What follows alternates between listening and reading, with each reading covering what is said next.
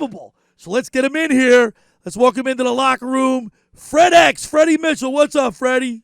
Guys, thanks for having me, man. I love this, man. I love this. Freddie, I know you won't forget it, but I won't forget. I was sitting in section 119, right on the 40-yard line, on the visitor's side. I could see right down the line, it was right there.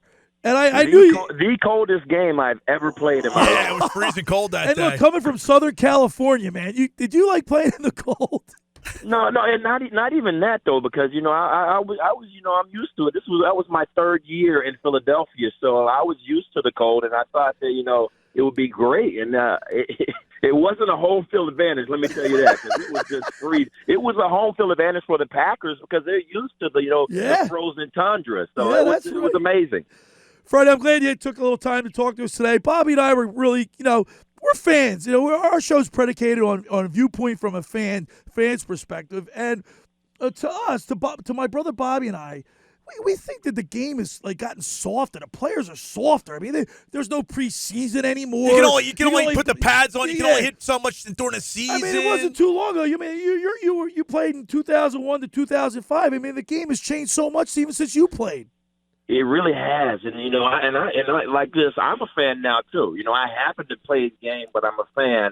And the rules that are changed, like the practices that are cut, all these things are going on. It's a direct hit on all the injuries that are happening. You know what I'm saying? Yeah. So, and I think that these athletes, they're not trained to go to war like we were. Right. Yeah, I agree with that. Josh, you listen to Seth Joyner on NBC Sports Philadelphia. Which is great. He's a great. Isn't he great?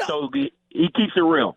Yeah, I got to tell you, Fred, I love Seth Joyner. I agree with everything he says. He's old school. That's part man. of it. He's an old school. No nonsense, and he keeps it real. That's what I like about him. Hey, Fred, and one thing too, with the question you just asked too, it's like.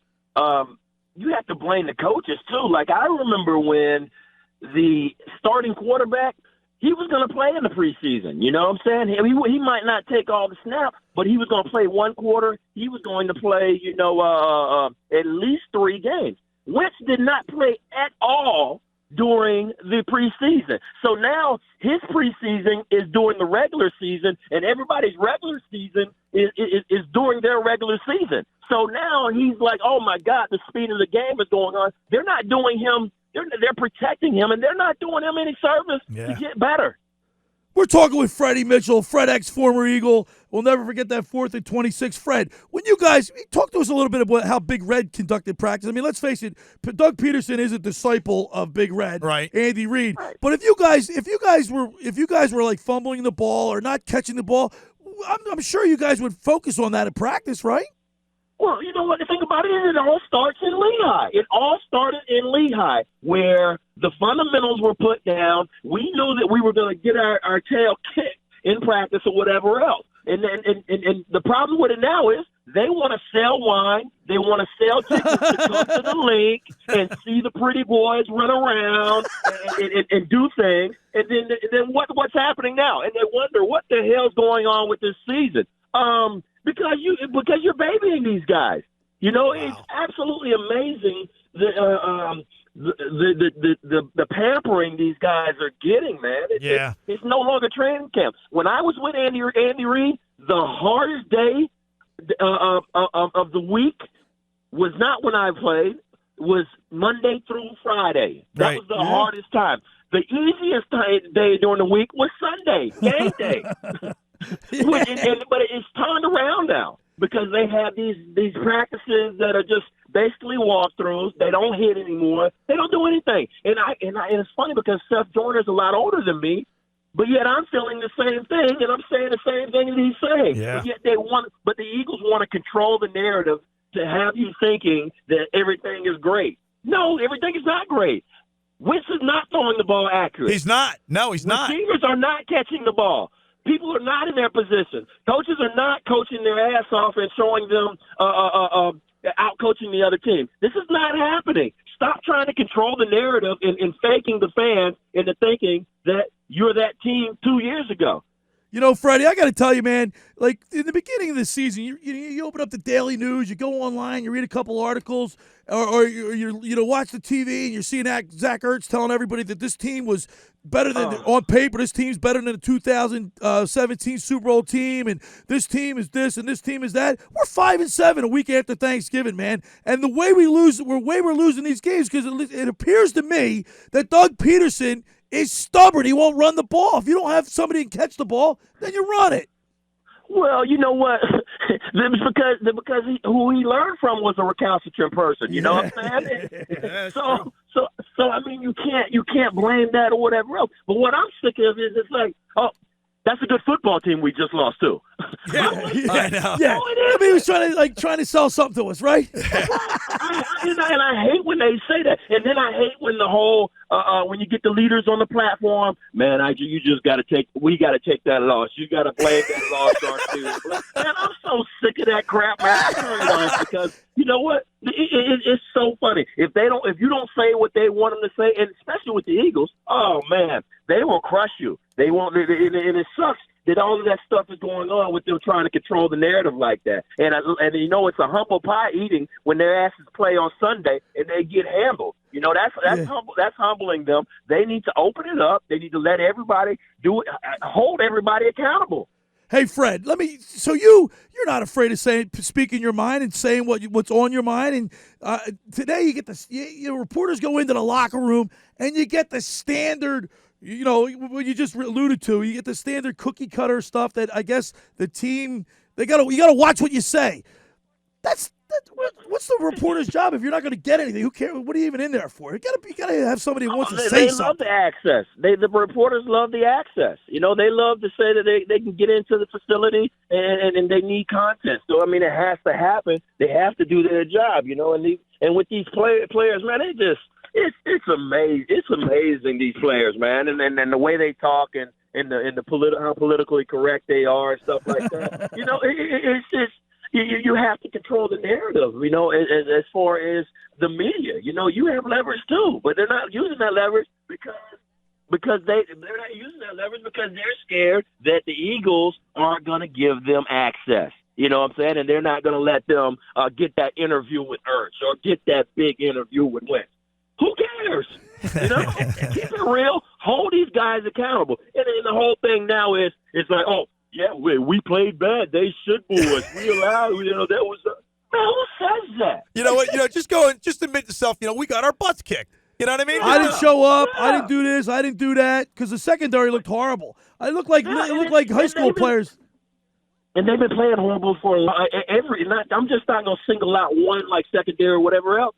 Everybody's been playing horrible for a long time. But yet, like that DB said when he got released, what he said Scandrick. About the whole team or whatever he was, you know, everybody's like, dang, he is saying, you know, what he's saying is actually coming to be true. Yeah. Yes. You know, it kind of reminded me of a Freddie Mitchell when he was like, man, you know, y'all think this Donovan guy's all that and he's doing this and that, but we're helping him out. We're making him look good. But you know what the funny thing about it is? We had Todd Pinkston, James Thrash, and Freddie Mitchell, and we went to 3 to 4 NFC East championships with us. You know why? Because we didn't need there's a number one receiver type move. He's a number one receiver. We didn't need none of that. You know why? Because we believed in the system. We did our job. We went out there, didn't get hurt, played every single play, did not get hurt. So, 3 to 4 years. Fred, let me ask you this question then, Fred. Why are the Eagles receivers dropping the ball so much? What's so hard? The receivers, they grew up catching the ball. Why are they dropping the ball? Well, I mean, the thing about it is, who had them there? Who drafted them? What's going on? You know, it's like, okay, it goes to the receiver. It goes to the receiver coach. It goes to whoever is calling the play to put him in there, put him in the situation to catch the ball. You got to know who your receivers are. Can he catch this ball? Can he do that? Now, that's what's great with Frank Wright. Frank Wright with Aguilar, he was like, you know what? He's having trouble. Let's try to find him plays where we can get the ball to him and make him do things, and so he won't have that chance limit to drop balls. He had that, but they're not doing that for him anymore. All right, we're talking with Freddie Mitchel, former Eagle, 4th and 26. Fred, I gotta bring it up. We gotta talk about your boy. He gets inducted into the Philly Sports Hall of Fame, Sports Writers Hall of Fame. Your boy Donovan, and then he's complaining it's not the real Hall of Fame. Well, you know what? The thing about it is, too, and this is me growing up or whatever else, I see y'all hold him to a whole different standard because if he was doing the crap that Wentz is doing right now, he would have had his house burnt. They would have had It's crazy. So I'm kind of mad about that. You know what I'm saying? But my thing is this, and then with the whole Hall of Fame, I'm not going to hate or whatever else because, I'd like to think that, I was a part of helping him, become that successful. Yeah, that's a good way to look at it. I mean, let's you know face what I'm it, saying? man. But at the end of the day, you got to tell me, okay, well, you're saying that you're Hall of Fame, then you got to, your era, your decade, name the great quarterbacks. Or was you even close to better than Peyton Manning? No. Was you even closer better than Tom Brady? Was you even closer better than Drew Brees? I mean, Nope. I can name about 5 quarterbacks that needs to be in his era when he was balling out that won rings, won football championships. That Roethlisberger. Right. But one thing, he had decent statistics. But the thing is, if you looked at Donovan McNabb play, you guys are always constantly catching the ball behind you, below you, over. You know what I mean? You had to make never in stride. Never in stride with you guys. And I'm just thinking what your But statistics. that you know what the thing about it is? It just that all that right there and the accuracy and stuff like that. It really doesn't even matter. You have a 1 yard screen to Westbrook. Westbrook turns it into a 40-yard play. Right. You know what I'm saying? On paper, that looks like a 40-yard pass. Right. You know what I'm saying? So you can't really say all that. Yeah, we help them get the numbers or whatever else. But at the end of the day, man, it's like you're comparing up your numbers against the players that in your decade. Compare your numbers to Peyton Manning. Right. Compare your numbers to Drew Brees. Even compare your numbers to Trent Green. You know what I'm saying? Hey, Freddie. So let me ask you, what do you got going forward for the Eagles now? Looking for the next couple games. What do you think you beat the Giants on Monday night? I always want. You know the funny thing? I don't know which Eli you're gonna get. I'm a little worried, actually. Yeah, but the thing about it is, if you lost to a 2-9 Dolphins, you can lose to a whatever record they have Giant. All right, Fred. Listen, man, you got us all pumped up. I love it when you come on. He gets fired up. I get fired up. You get me fired up. But you know what? That's great conversation. I appreciate it. And let's do it again. And tell the fans, man. You know what? Freddie Mitchell is not bitter. Freddie Mitchell loves the Eagles. Freddie Mitchell loves the fans. I don't like what the organization do, and when it comes to how they treat their alumni, I don't like a lot of that stuff. But yet, I'm still in the community. I still love my Eagles because you know what? I sacrificed a lot for them to be great. You know what I'm saying? A lot of us sacrificed a lot to the special teams guy, to the trainer, to the water boy. We sacrificed a lot, so we still love them. But, sometimes you need that humble pie.